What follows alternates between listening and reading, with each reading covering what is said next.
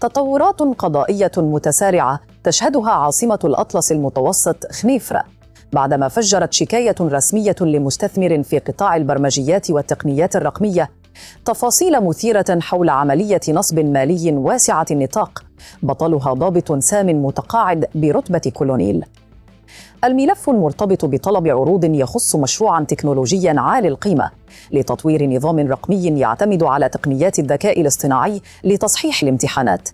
رصدت له اعتمادات مالية مهمة أسال لعاب الوساطة الغير القانونية،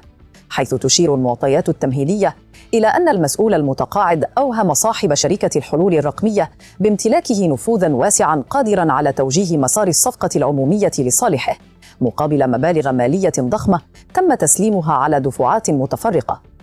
المستثمر الضحية كشف أمام الضابطة القضائية عن تفاصيل صادمة، مؤكداً تسليم المشتبه فيه مبلغاً إجمالياً يصل إلى 64 مليون سنتيم، مدعماً تصريحاته بوثائق بنكية حاسمة وتحويلات مالية رسمية وشهادات حية لأشخاص عاينوا عملية التسليم،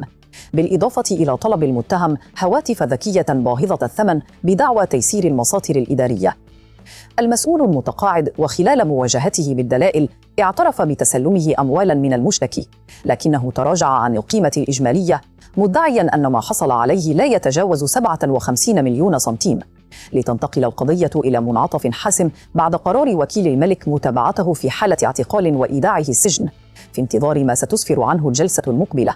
التي أخرتها المحكمة لتمكين الدفاع من إعداد المرافعة، لتبقى الساعات القادمة كفيلة بكشف الصندوق الأسود لهذه القضية المثيرة.